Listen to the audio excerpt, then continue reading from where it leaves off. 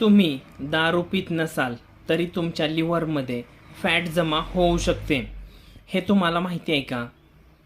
हो, fatty liver फक्त दारू पिणाऱ्यांनाच होतो हा एक मोठा गैरसमज आहे.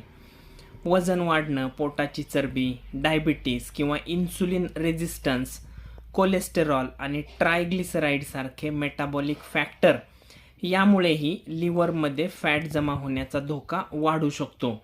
आणि महत्त्वाचं म्हणजे सुरुवातीच्या अवस्थेत फॅटी लिव्हरला अनेकदा स्पष्ट असे सिम्पटम्स नसतात. म्हणून पुढचे 15 दिवस मी लिव्हर हेल्थबद्दल सोप्या भाषेत महत्त्वाची माहिती शेअर करणार आहे. आणि याच विषयावर माझं एक लिव्हर हेल्थ अवेअरनेस वेबिनार देखील आहे.